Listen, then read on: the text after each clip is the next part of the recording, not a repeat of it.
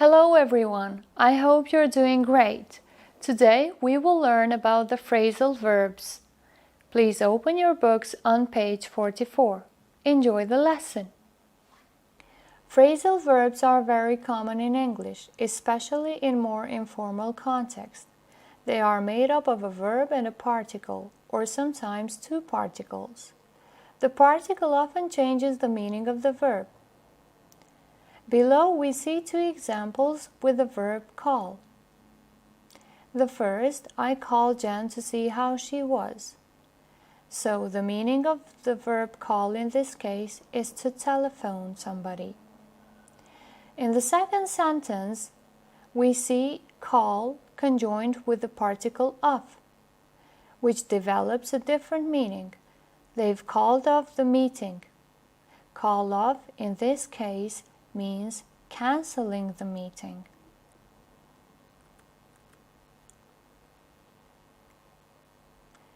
In terms of word order, there are two main types of phrasal verbs.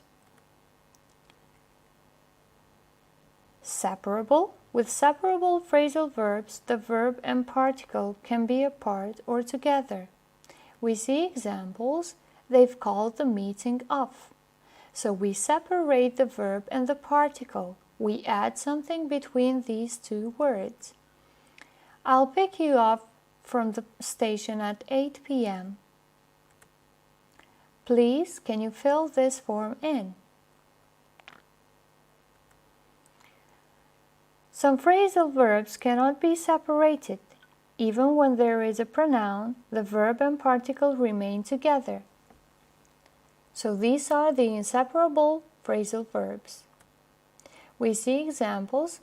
Who looks after the baby when you're at work? Look after go together. We cannot put a word between these two words. I came across your email when I was clearing my inbox. Again, we have came across the phrasal verb which cannot be separated.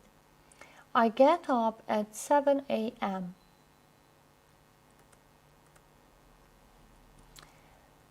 Phrasal verbs with look. Now we will see some phrasal verbs that we can make by using the verb look. As we said, phrasal verbs are created when we join a particle with a verb. Look at means to think about a situation or subject carefully. Look up, search for and find a piece of information in a book or database. Look forward to, await something eagerly. Look for means to attempt to find someone or something.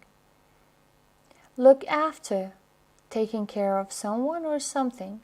So we see different meanings with the same verb. As long as we add a particle, we change the meaning of the verb. Sometimes the meaning can be similar, sometimes can be totally different. Exercises. Let's see what we've learned from the parts that we discussed. Complete the sentences with at, up, forward, to, for, or after. We've got a sentence here and you have to complete it by using one of these particles.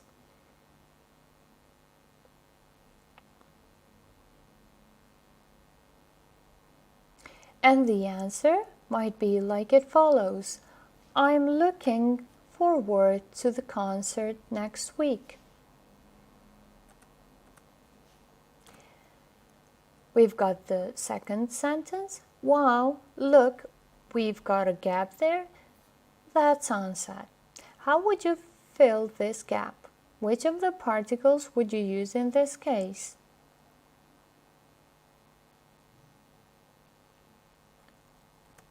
Look at that sunset.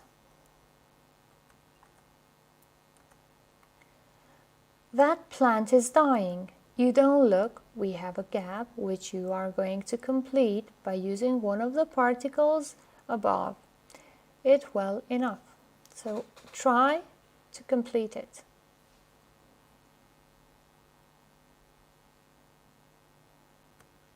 The plant is dying, you don't look after it well enough.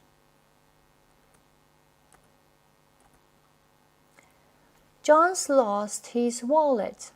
Can you look?